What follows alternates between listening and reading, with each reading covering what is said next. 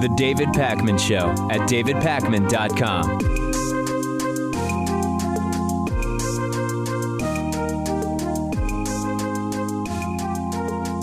I told you yesterday how yet again the Donald Trump campaign has changed campaign managers. First it was Corey Lewandowski, then he was fired. Paul Manafort comes in, total disaster, polls fall off a cliff. So Manafort is now the chairman, even though he's no longer in charge. And the co-managers of campaign are, and I'm not kidding here, the Breitbart News CEO. I mean, I can't even say that with a straight face. And a strategist named Kellyanne Conway. So on to CNN comes Trump Organization's Michael Cohen, special counsel to Donald Trump, apparently a lawyer. And he goes on CNN to say, no, this is not a shakeup. Nothing is wrong. This is an expansion of the campaign by just bringing in winners, bringing in good people, which led CNN's Brianna Keilar to say, why wouldn't there be a shakeup? You guys are losing. And then I don't know if Michael Cohen genuinely doesn't realize that Trump is losing in 22 of the last 22 polls, or he was pretending not to. But it led to one of the most awkward moments of the Trump campaign that I can remember. Let's take a look at the video. Strap yourselves in. I recommend get the kids out of the room. Take a look. You say it's not a shakeup, but you guys are down. And it makes sense that there would... Says who? Most of them. All of them? Yikes. Says who? Polls. I just told you. I answered your question. Okay. Which polls? All of them. Okay. And your question is? Okay, so my question is, I don't think it is really surprising when facing a challenge and trying to make a turnaround that there would be some, let's at least say some adjustments, okay? So I guess what my real question is here that I did not get to is, what is the point of this? If you're calling it an expansion of winners, as you put it, working on the campaign, what is it about? To what end?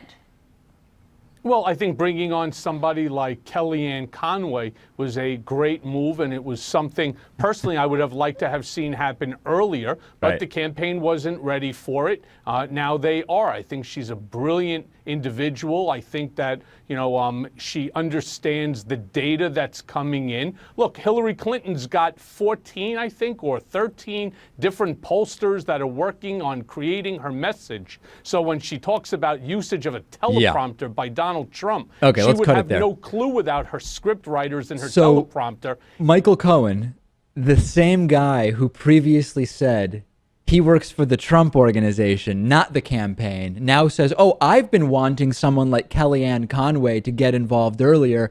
This is a lie. People lost it. They were like, oh, look at biased CNN. Look at what Brianna Keilar said. Yeah, she just reported fact. I'll show you an image here of the last 22 polls. And it's a lot of blue there, Louis. You will see that every single one of the last 22 polls has Hillary Clinton ahead. I don't get the sense that Michael Cohen is necessarily running on all cylinders during this interview, if you know what I mean. Well, it seems like he really wasn't working for the Trump campaign, because he seems to have no clue what's happening politically within the Trump campaign or even he's lying. Across the country, or he's lying. And I guess you have to make the campaign seem strong, and that's why you're not calling this a change-up, but it is. Yeah, if you want to make the campaign seem strong, don't put the guy up there who doesn't seem like he's playing with a full deck to talk about how great things are. Major conspiracy theories swirling around Democratic presidential candidate Hillary Clinton's health. Alex Jones's conspiracy site InfoWars, Breitbart, both very involved in spreading those conspiracies. They put up a picture from February of an icy winter day when Hillary Clinton had slipped on ice to suggest that in the last few weeks she was frail and unstable on her feet. They're slowing down video of her in a few different moments to the campaign to make it look like she has these extended periods of instability and disorientation, etc., etc., etc. But the real story might be elsewhere. Remember when late last year, Trump released a letter purportedly from his doctor talking about how awesome Trump's health is in every way. His tests are tremendous. He tested so well for everything, blah, blah, blah, blah, blah. He did very, very well. He did very, very well on that doctor's letter. He finally won again with that doctor's letter. All of the attention on Hillary's supposed medical records gave a doctor named Jennifer Gunter the idea to look more closely at that letter that Donald Trump supposedly received from his doctor. And she determined that the Trump letter actually warrants quite a bit of scrutiny. Let's start first with just showing you, if you're watching here, the letter big picture, okay? This is the letter reportedly from the office of Jacob Bornstein and Harold Bornstein, both doctors. And, okay, it's a letter. First problem is, as you see there, the first line is, "To whom my concern." Already strange, because typically these letters are written in English? from some kind, in English, in correct grammar, but maybe from a template, or it's a very short letter. So, very fine. It's just a typo. Maybe doesn't really mean too much. Second problem with the letter is it doesn't even have a working web address. If you go to haroldbornsteinmd.com, which is there, you get a missing website redirect, a sort of placeholder page, which I'll show you in terms of what it looked like as of this morning. And it's one of these websites that show up essentially when there is no website there. Whatever domain registrar is being used puts something up there. In addition to this, Dr. Gunter says it's very weird that a doctor would even include their email address in this kind of letter, because number one, if you're making a media release about someone so notable's health, you don't want to get a flood of emails. And that relates to reason number two why you wouldn't include an email address, which is you can't say anything. HIPAA laws would not allow you. If people start emailing you as a result of this letter, what are you going to tell them? You can't tell them anything because HIPAA laws preclude you from doing that. Now let's move on to the bottom of the letter to look at something else. And if you look at the bottom of the letter, you'll see that it refers to the Department of Medicine section of gastroenterology at Lenox Hill Hospital in New York City. Lenox Hill has a division of gastroenterology, not a section. And by the way, Dr. Bornstein isn't even listed on the website as a member of that division. We will show you a picture of who is listed there: Dr. Swaminath and Dr. Korolitz and Kadadayan and David Herbert Robbins and Anthony Starpoli. But number one, no section of gastroenterology even exists at this hospital, and the division does not even list Dr. Bornstein. Dr. Bornstein is affiliated with Lenox Hill, but he has nothing to do with gastroenterology. Why would he sign the letter that way? Why is it referred to by a name that is not even the name of the actual gastroenterology department? It's all very, very strange. And then lastly, according to Dr. Gunter, the language of the letter is very, very strange. I think we have a bit of this to show you as well. No doctor describes tests as, quote, only positive results, nor astonishingly excellent. It is also very weird that a doctor would refer to results as positive, because usually in medical language, when you've tested positive for something, when a test is positive, that means you have a condition or disease. You would not, if you were trying to talk about how great someone's health is, say, oh, all the tests were so positive, because in medical language, a positive test means, yes, you do have a condition that we are testing for. Weird, isn't it? Very strange. Yeah. My guess would be that this was just some type of favor, right? That this was just a favor that Donald Trump asked for.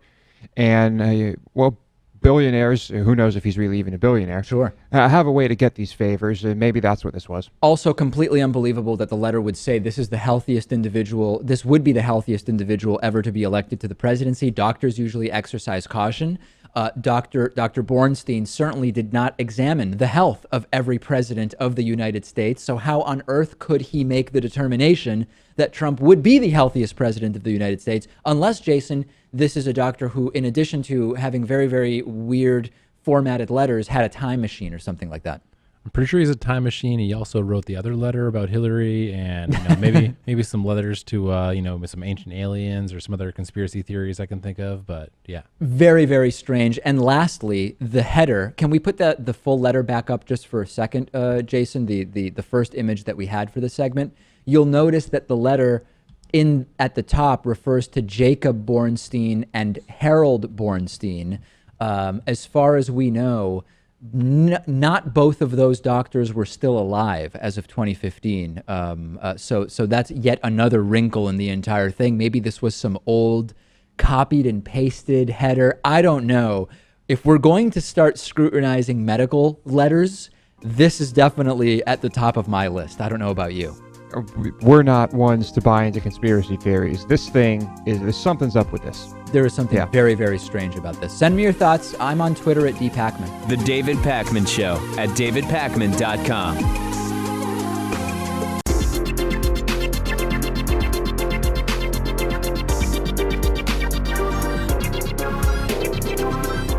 The David Pakman Show at davidpakman.com. Today's new member of the day is Jamel Creek. Jamel, thank you so much for being a David Pakman Show member, and that is the number one way in which this show is funded. You can read more about it and sign up at davidpakman.com/membership. I have a great documentary recommendation for you today. A few viewers recommended it. It is a 2014 documentary called Poverty, Inc., and it basically looks at the global fight against poverty, but from the standpoint of critiquing some of these social entrepreneurship organizations and some of the NGOs and other groups that are huge beneficiaries of all sorts of government and enterprise money. And it does actually kind of look at the issue from a Christian theology angle, the idea of Christian charity. And I don't mention that as a critique. It's incredibly well done. You'll just notice that some of the philanthropists and people working in countries afflicted with significant poverty often come to those jobs or those vocations through a Christian perspective, which is perfectly fine. But what really is fascinating about this film, Louis, is it points out that a lot of these initiatives that seem great, like, for example, there's that shoe company, Tom's, which says for every pair of shoes we sell, we will donate a pair in South America or wherever it is that they do it. And the critique is that doesn't solve poverty, because that's a plan that depends on people not being able to afford shoes for themselves and the fact that indefinitely people in those countries will need free shoes. It is not actually helping local business develop. And the film makes the argument actually that by giving away free shoes when you feel like it in these countries, you're actually disrupting the demand for the locally produced shoes and maybe even hurting local businesses. So it is a very different approach at the elements of charity and social entrepreneurship. Of course, it takes a perspective and people should watch it and then evaluate and do research, but a very interesting film. That does sound quite interesting. I haven't seen this one yet. It is on my list. And over the years, we've covered countless stories of just corrupt charities and things of that nature. And it's ugly out there. Yeah. This is Poverty, Inc., and it's listed along with all of my other documentary and book and film recommendations at davidpakman.com/recommendations. Louis, every once in a while, I make an announcement that we are, again, looking for interns for the David Pakman Show, and we are coming up again on the fall college semester, and we are accepting applications for internships. This is typically a good role for either a college student or a recent graduate of college. Ideally, interns come into our studio 2 days a week, and we don't have interns go and get coffee and this type of thing. In fact, I don't think we've ever had interns run errands for us.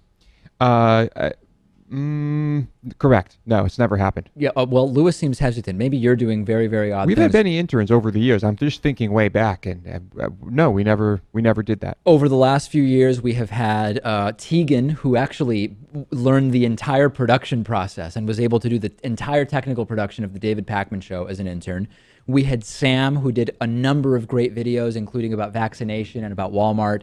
We still have Noah working with us, who did actually the research on that viral Reza Aslan takedown. We have John working with us now, who is also working on some incredible Louis compilation videos for Louis's eventual departure from the David Pakman Show. So interns really do actual work that makes it onto the show. If you're at all interested, again, it does require you to be here in the city of Boston, Massachusetts. Send a short letter and a resume to david@davidpakman.com.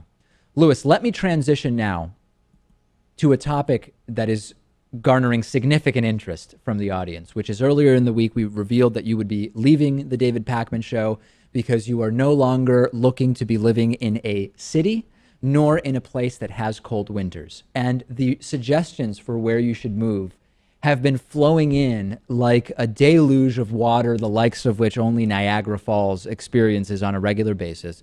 Let me put up, well, first, before we put up the first list, 2 types of suggestions. Some people wrote in saying, hey, here's where Louis should go. And we'll put up some of those. Some people writing in saying, I really don't get what the hell Louis is doing. And basically saying, really, if you stay anywhere 3 to 4 years, you will like the place because that's how long it takes to get to like a place. And that's been a common reaction from people. Yeah. That you'll like whatever place you really settle down in, so to speak. I think that's not true. I think there's some truth to that with some limits. I think no matter what, if I settle it, well, I don't want to insult any place, but there's certainly places where no matter how much time I spend, I don't know that I would love it necessarily. Don't tell me if I settle into the slums of Jakarta that after after 2 years or 4 years I'll love it there. Okay, let's go to some of the first suggestions. Jan wrote in saying that the Monterey Peninsula in California would be a good option for you. Frank wrote in suggesting Fayetteville, Arkansas. I don't know that I see you in Arkansas necessarily. Steve wrote in saying Asheville, North Carolina seems like a good town to consider. It's close to Charlotte. It's warm-ish, etc. Also, Northern California, Santa Rosa, Redding, or Eureka. Stephanie said San Luis Obispo is a good idea. Madison, Wisconsin, and St. George, Utah. Don't really see you in Utah, I must say. Randall saying, I helped a friend move to Portland, Oregon, and I thoroughly enjoyed it during my visit. And Royce said, cheap cities to live, number 1, Detroit, having more women and girls. Certainly one of the more unusual suggestions we received. What's your reaction to these so far? Asheville, as I mentioned, was one that I was considering, and that is still a possibility. California climate, how can you beat it? Sure. But it's so expensive, and I'm still, that's an idea I'd entertain. As for the rest, probably not, and Detroit, say what you will about Detroit, it does not meet my criteria because of the climate. Right, let's go with that. Yeah. Yeah, good idea. Jason, what about this California stuff you're hearing from Louis? I mean, inland, it is not that expensive, is it? Yeah, but if he wants to have like any, Land? Land or culture or society, this big giant, Central Valley of California is fairly desolate, very cheap. You'll have some awesome cities. I'd recommend Bishop, California is an awesome little place. But if you want to have a place to work and, do something positive for the world, probably not going to have a lot going on there. But the central coast of California, that's my recommendation. Good food, good weather, good people, no big cities, not Los Angeles. That's another consideration. Are you looking to be working, or are you basically done with work? I will need some form of income. Okay, yeah, because that's a consideration as well, I think, in terms of where you go. Yeah, no doubt. Let's look at a few more examples that came in. This is page 1 again. Let's go to the second one, where we have just a few more suggestions. Sheeran wrote in saying, you should move near Corpus Christi, Texas. I'm starting an eco-village. There's an idea. Suzanne said, my recommendation to Louis is to move near Eugene, Oregon, population 160,000. Doesn't get hotter than the low 80s in the summer. Doesn't get colder than the mid 30s in the winter.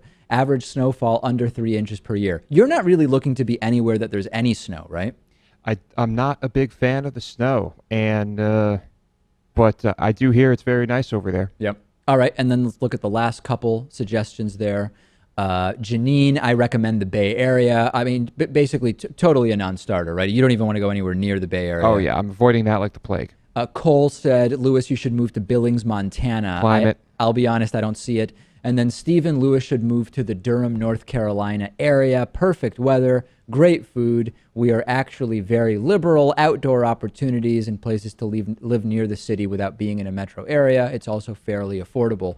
North Carolina keeps coming up, and you do have family there. So I feel like on whatever imaginary list we envision in our mind's eye, North Carolina has a number of check marks next to it, doesn't it? It does, yes. The Carolinas seem to be, it just keeps popping up. And you'll be well protected, at least in North Carolina, potentially, from people who have the wrong genitals from being in a public bathroom with you, which I know is like a really big concern because it's been such an issue in your life. Yes, if I ever had children, if they were to run into a problem like that, I know that they would just turn into Hitler immediately. Yeah. So we can't have that. No. And not like we have laws protecting kids from sexual assault otherwise. You know, we really need HB2. But maybe you could work from within the system and sort of try to change what's going on. I'd be happy to help turn a place like the Carolinas blue. It would be, maybe I could dedicate my life to that. Yeah, could happen in North Carolina sooner than later, like 3 months from now. Yeah. Let's take a break. Suggestions for Louis. We'll keep showing them and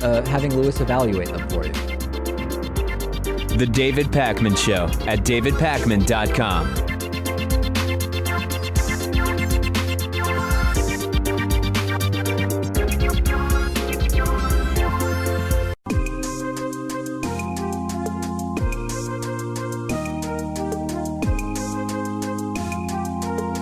Welcome back to the David Pakman Show.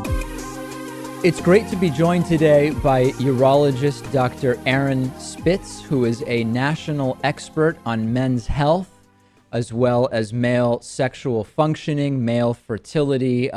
It's so great to speak to you, Dr. Spitz. I think our audience is going to enjoy this, or at least hopefully get something useful out of it. We collected questions related to men's health and men's sexual health over the last few days. And one question that comes in very frequently, and this may be because of the age of many in our audience, sort of in their 30s, is when do you really need to start getting prostate exams as a man? And this is a very sort of hopeful question. Is there a less invasive version maybe on the horizon, some kind of imaging that might replace the digital test that is now done? Okay. No, those are really important questions. What we currently are recommending is that for most men, they should start checking at age 50. However, if they are African American or they have a strong family history of prostate cancer, it would make sense to start checking at age 40.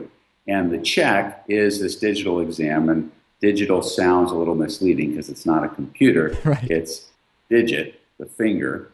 And right now, there is not a better imaging substitute for that is reasonable. For example, we are working on MRI imaging of the prostate as a way to evaluate if a cancer is present or not. But that's very impractical to try to use an MRI, which is an hour-long study at great expense, to replace really what's just a moment of inconvenience with the digital exam. And the MRI is not yet foolproof either. But it's not just a digital exam, it's a digital exam plus a PSA blood test. The PSA blood test has gotten a lot of bad press, but in a experienced doctor's practice who knows how to interpret the test and has examined many men, it's a very useful test and it has saved many, many lives. So again, it's the combination of the digital exam and a PSA blood test starting at age 50 for most men, starting at age 40 for men with high risk of prostate cancer because of a strong family history or because of being African American. And these tests are typically done yearly. There's some subtleties which may allow a person to get it every other year, but that's a little bit more involved in the discussion, but suffice it to say, those are the guidelines. Okay, now when it comes to a condition like prostate cancer or other prostate-related conditions, whenever we talk about cancer rates, we always want to keep in mind if we hear that a rate has gone up, has it actually gone up, or are we now categorizing some of these diagnoses differently, or are we better at diagnosing conditions? So bearing all of that in mind, what is the data as you understand it regarding whether the actual incidence of prostate cancer and prostate-related issues have increased? I believe that what we're seeing is that when the PSA blood test first came out, we saw a big increase in the number of prostate cancers that were being detected, but that wasn't necessarily that the incidence had increased. It was we had a new way of detecting it earlier. That's all settled out. And now the PSA blood test is allowing us to pick up and understand what the incidence of prostate cancer is. And the incidence is about 1 in 4 men over the course of their lifetime. That's a real incidence, and prostate cancer is a very prevalent problem amongst men. Now, I'll tell you something interesting in that the incidence of prostate cancer seems to vary in different populations around the world. And it seems that in the more modern industrialized populations, whose diet is quite a bit different from, say, rural, more agrarian populations, there does seem to be a higher incidence. So, for example, the populations in, say, rural China have a lower incidence of prostate cancer than the population, say, in more urban setting like Hawaii. And when Asians move from rural China to Hawaii, their children who are genetically similar have a much higher incidence of prostate cancer, probably from this different environment and probably related in many ways to the diet. So the incidence of prostate cancer is rising as we become more industrialized and as our diet shifts. However, the incidence is not just inherently rising. On this program, to shift gears a little bit, we often deal with issues of religion and the way that religion seeks to influence either culture or government, etc. And a question that came up frequently from our audience, I think from people who expect the answer to be one or another, and we'll give you the opportunity to answer in the way you see fit, there's often religious opposition to masturbation, based strictly on medicine and evidence-based analyses. Are there any negative health repercussions to male masturbation? There are no negative health repercussions to male masturbation, but masturbation is really like most things in life. If it is taken to an extreme, then it can be harmful, not in a physiological way, but more in a behavioral way. So at its extremes, there are individuals who masturbate in a particular way with a particular compulsion that ultimately interferes with their ability to be able to have satisfactory sex or reach climax, or therefore even be able to ejaculate for the purposes of conception with a female partner with vaginal intercourse. And that, again, is an extreme example. But otherwise, masturbation has no true physiologic health impact in any negative way. It's a typically a normal human experience. I want to talk a little bit about the relationship between the sort of complaints that a urologist like you may hear from patients and the interplay with sort of psychological or psychosomatic conditions. And I want to sort of present two to you, and you can take them separately or together, however you see fit. One is erectile dysfunction, and we know about the huge sort of pharmaceutical industrial complex that is developed around pills to treat erectile dysfunction. And I'd be interested to hear from you, in your medical experience, the connection between that condition and sort of psychological or psychosomatic elements. And also frequent urination, which is a condition that often is increasingly coming up in books about conditions like headaches, irritable bowel syndrome, etc., which often are sort of diagnosed amorphously, not always associated with a specific cause, that some in the medical community believe can be actually reflections of sort of emotional or psychological distress, for example.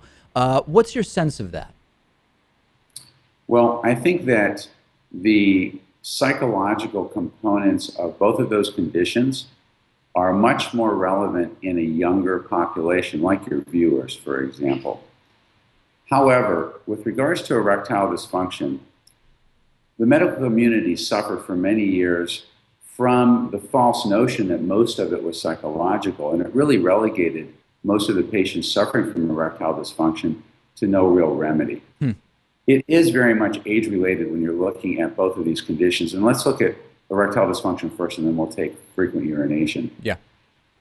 Erectile dysfunction is most commonly experienced by men in the later decades, starting in, say, the 50s, 60s, 70s, and beyond. And with each passing decade, the percent chance that a man will experience that gets higher. So, for example, about 50% of 50-year-olds will experience it, 60% of 60-year-olds, 80% of 80-year-olds, you get the idea. And for the vast majority of men in that age group, it is physical, not psychological. Now, certainly it can have a psychological feedback, and then you can set up a loop that makes it even worse. But the underlying physical component is typically a problem with the blood flow to the penis, because an erection is basically blood flowing into the penis, expanding it, filling it, getting trapped in there, and then making it firmer and firmer, kind of like pumping up a tire. And you have to have healthy blood vessels, nerves, hormones, neurotransmitters. All of those things have to be functioning and coordinating well. And as men get older, there is a deterioration in a number of those systems. Throw in some diabetes, throw in some high blood pressure, and understand that the arteries that supply the blood to the penis are already very narrow to begin with, significantly smaller than the arteries to our heart. And as you know, men in their 50s, 60s, 70s, 80s suffer from clogging of the arteries to the heart, clogging of the arteries to the brain. Again, much larger arteries, and heart attack and stroke are common. We know that's not psychological. So it is a physical condition, and these pills do increase the flow of blood to the penis for these men, and they work for many of these men. But in the younger population, men in their 20s and 30s, it is usually psychological or behavioral, and it can be very simple and very subtle. See, adrenaline, which our body releases in order just to maintain our resting blood pressure, gets released in surges when we are faced with danger or when we are anxious. And what adrenaline does is it increases the blood flow to our heart and lungs, gets us ready to deal with something, but it decreases the blood flow to the less vital parts of our body, which might be our fingers, our toes, and our penis. So when a man experiences some trigger to the adrenaline, some anxiety, and it may be something as simple and subtle as, I wonder if I'm going to have trouble getting an erection like I did last time. Just a simple thought like that alone can cause his body to release adrenaline, which then decreases the flow of blood to his penis and prevents him from getting an erection or from maintaining an erection. Now, it could be a much more complex psychological trigger, but it can be a trigger just as simple as that. And even understanding that may help, but that can be a hard thing to tell yourself not to think about. When you tell yourself not to think about something, then all you do is perseverate on it. Yeah. And even in these psychological conditions, these pills, which increase the flow of blood to the penis, can overcome the adrenaline effect. The adrenaline is trying to close the blood vessels. These pills keep the blood vessels open. And these pills can be helpful in the psychological cases of sort of getting somebody back to their old self, dusting themselves off, having some positive reinforcement, having less of that adrenaline release associated with the context of about to have sex, and sort of get back to normal. But certainly, behavioral medical approaches to these patients is extremely valuable, even to the patients that have an underlying physical, because the psychological component is also going to come into play. They're going to have anxiety about their inability to have erections, even if they're older and it's physiologic, and that's going to reinforce the problem. So I think that there's certainly a very important role for the behavioral approach, for the psychological approach, but particularly in the younger population. Okay, a few other quick, oh, I'm sorry, go ahead. Yeah, did you want to comment on frequent urination? Yes, I want to comment on frequent urination. So, like erectile dysfunction, as men get older, they also have a physiological tendency to have increased urination. And there's two reasons for that. One is the prostate gland, which is like a tunnel that surrounds the urethra as it goes from the bladder into the penis part of the urethra. It grows as we get older, and it squeezes inward, and it decreases the flow. And when the flow decreases, the bladder, which is a muscle under its own autonomic control, it's not a muscle that you can consciously control like your biceps, for example. That muscle has to squeeze harder and harder. It gets thicker, less compliant, can't hold as much, goes on a hair trigger spastic type mode, and wants to empty urine more frequently, even though it's not filling up as much. And that's a physiological situation in older men. In younger men, yes, there can be a behavioral component, stress or some sort of behavioral issue during their childhood and how they were urinating. But these are rare. It's really rare that it is a behavioral phenomenon. If a young person is having frequent urination, you really got to rule out real physiological causes first. And that could be a stricture of the urethra from a previous sexual transmitted disease or a previous injury or previous urinary tract infection. or prostatitis, an infection or inflammation of the prostate, or a sexually transmitted disease that's untreated. Or I have seen men who, even though their prostate is not enlarged, just the way their anatomy works is dysfunctional and their bladder neck is closing off too much. And it's a real condition, not psychological. So it is important to rule out the physiological infrequent urination. And for the vast majority of older men whose prostates are getting large, these pills really work. They relax the opening of the urethra right where it comes off of the bladder, where the prostate's around it, and they open things up, let the urine flow more easily, and the bladder calms down. So the pills are very helpful in the majority of these cases. A few quick ones in the limited time we have left. Laptop on your lap, rumors about this reducing sperm count from the heat. Anything to that? Well, there may be. There have been scientific studies that show that heat deteriorates sperm production. We know for sure that it deteriorates sperm production in certain occupations where there's a significant amount of heat. Firemen, welders.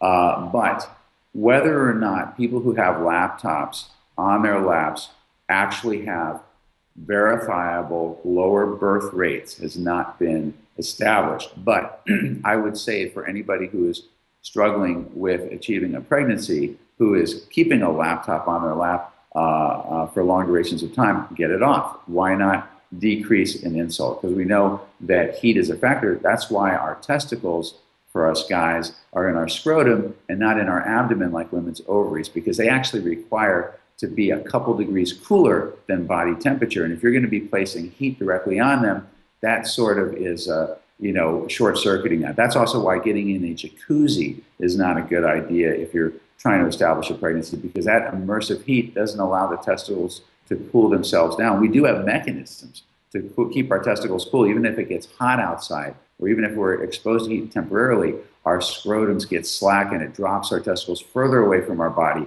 in warm weather or warm water. When it's cold, our scrotum contracts and pulls them closer to our warmer body. So we have mechanisms, but when you put a source of heat on top of them, or you immerse yourself in a source of heat, you sort of bypass that mechanism. There's also been some notion that EMF waves from cell phones or from electrical equipment might impair our fertility. And there have been studies that shown that sperm in a dish next to cell phone signals do show some decline, but whether that actually translates to lower live birth rates has not been determined. Last question, real quick. I'm fascinated by scams. Is any pill, pump, or other device going to actually enlarge the size of a man's penis, no matter what you read in the back pages of a magazine? Right. So that's the question I get asked most commonly by my friends.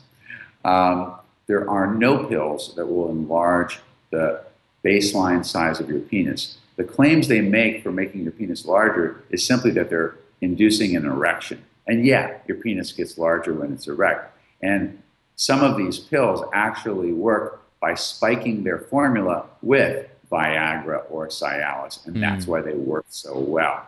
As far as actually making the resting size of your penis larger or the size of your erection bigger than it was before, no.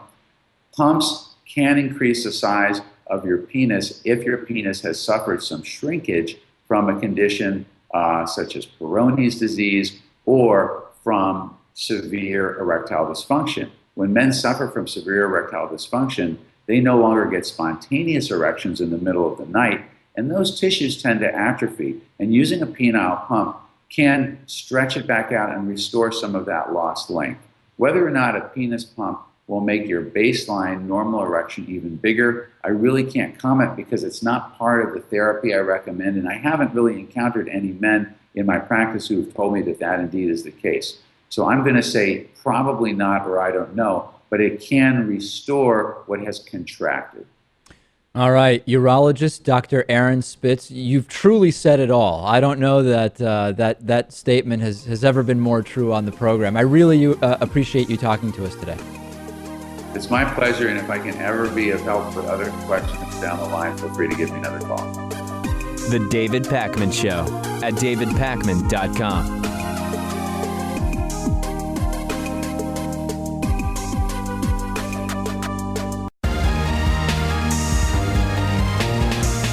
The David Pakman Show at davidpakman.com.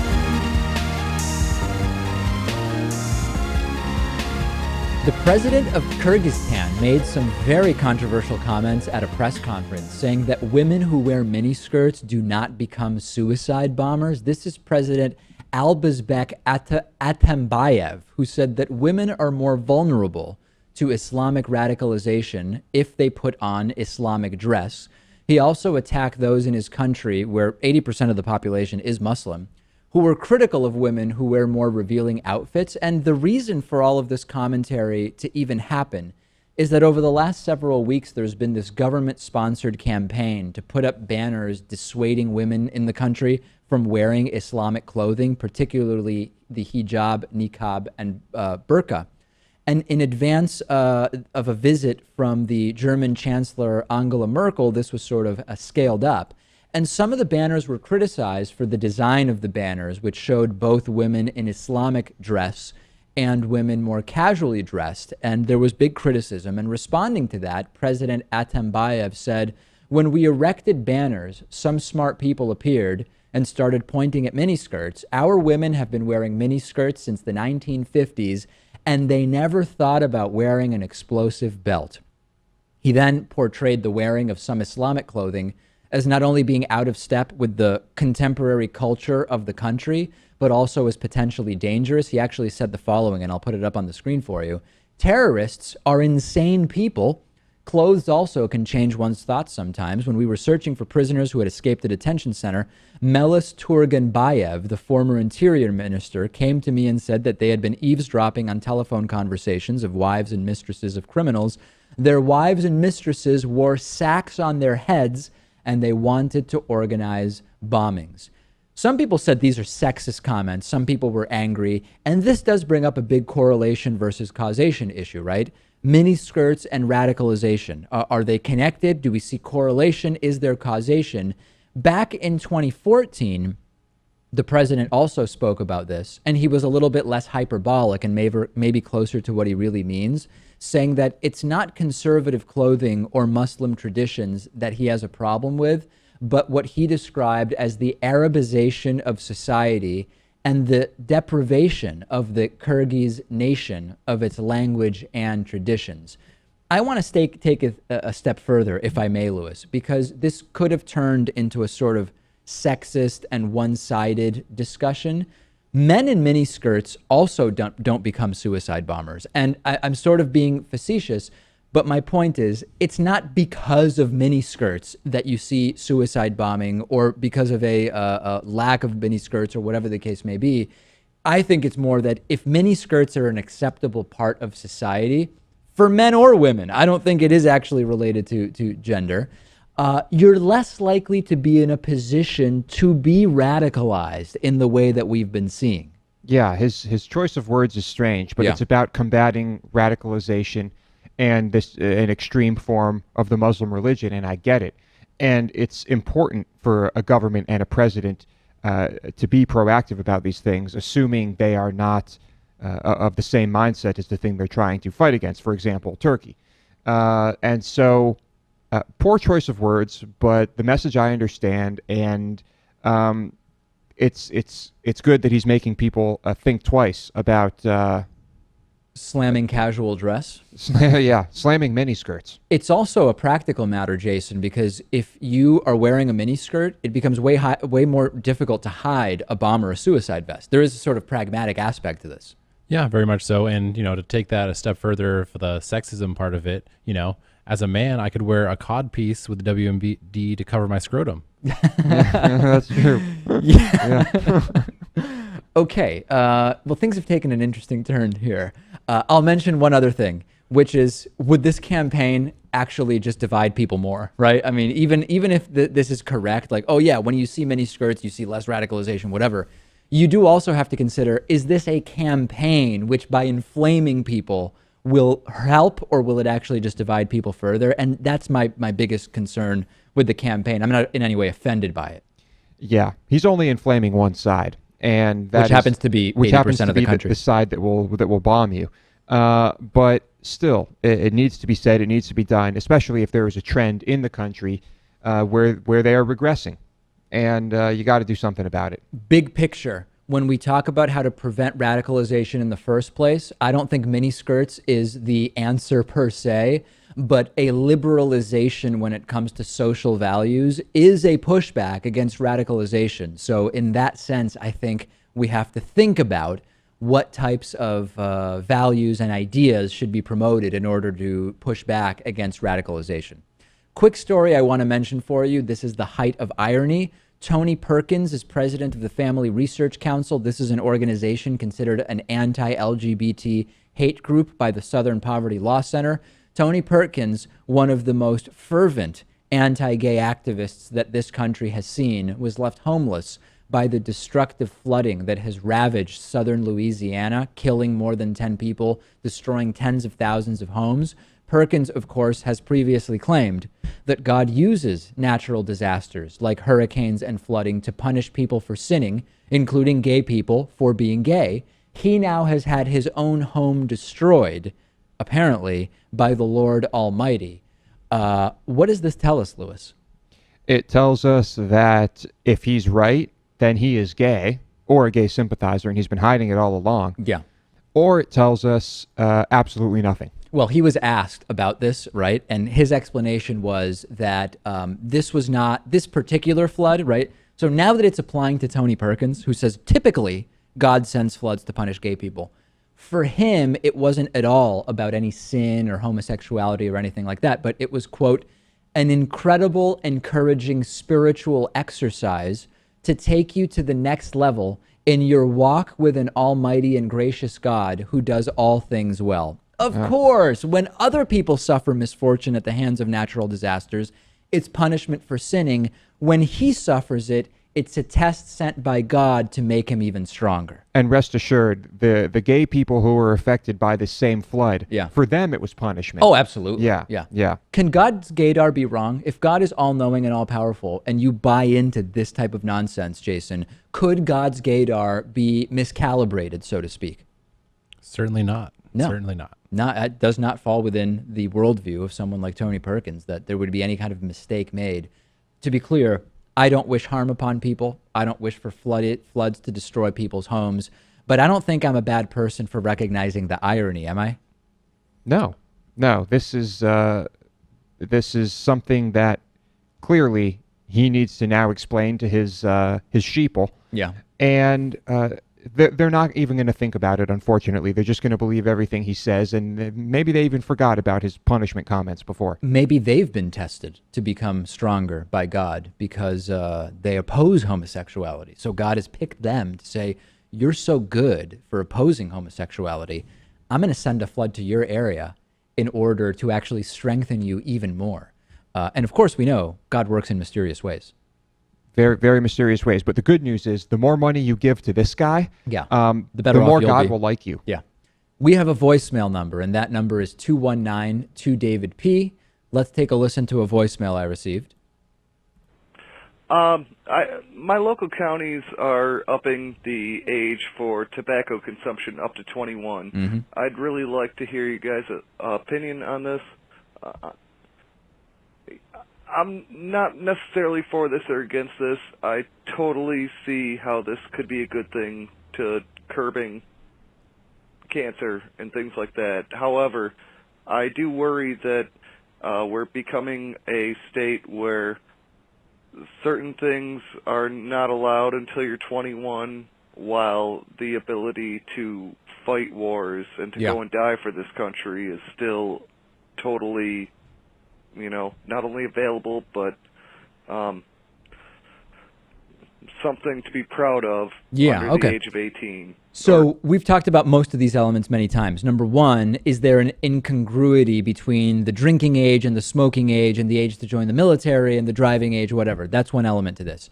Then there's the whole, well, this is just generally raising the age from 18 to 21 is nanny state stuff. Well, having it at 18 as opposed to nothing is also nanny state stuff. You're just getting into a matter of degrees, which is at where does the nanny state choose a number? We know that when you raise the smoking age, some people will go to the next town over to buy cigarettes when they're 18, 19, and 20 if you raise it to 21, but some won't. and 16-year-olds who were used to having their 18-year-old friends buy them cigarettes, now both the 16 and the 18-year-old need to find a 21-year-old to go buy them cigarettes. So does this make it so that no one smokes? Of course not. But we know, statistically speaking, it does curb smoking rates. And we also know that if you delay when someone has their first cigarette, you make it much less likely that they will take up smoking at all. So you can have a sort of ideological discussion about whether the government should be involved in this at all, whether cigarettes should be legal at all or not, and if so, marijuana maybe should be legal. There's sort of a lot of questions, but the data is pretty clear that when you raise the smoking age, you are actually reducing the number of people who smoke. Yeah, and that's a good thing. I don't think they should be legal at all. And as someone who was once 18, no, 18-year-olds should not be able to buy cigarettes. And as far as fighting for your country goes, fighting for your country is, in theory, a good thing and an important thing. Cigarettes if you believe your country chooses the right battles. Right, right. I mean, that's a separate story. Cigarettes, there's nothing good about cigarettes, and there's nothing to be proud of about cigarettes. So let's just remove the drinking age, like many European countries. Okay. Our soldiers can drink. I don't know about remove. I mean, in a lot of countries, when you're 16, I think you can start to have wine and beer. 14, yeah, but even these are loose laws. I mean, you can still go have wine with dinner at a restaurant, no matter what your age. Absolutely. Your parents give you some can wine. bathe in it or whatever. So yeah, you can bathe in it. And so let's do that, and our soldiers can have their drinks, and we don't need cigarettes. All right, Jason, you want to comment on in 21 versus 18? So what I think happens here is now all these 18-year-olds are going to find 21-year-olds, and they're not only going to be buying cigarettes, they're going to get booze and cigarettes every time. Okay. That's my theory. It'd be like, before they needed different people to get them each thing, but now they can just go to 21-year-olds and do like a bulk purchase of the cigarettes and the alcohol. It's an idea. No, it's an interesting point. We have a fantastic bonus show today. One story has to do with a robot spreading feces around someone's apartment. But that's all I'm going to tell you. It's a huge, huge bonus show. DavidPakman.com/membership.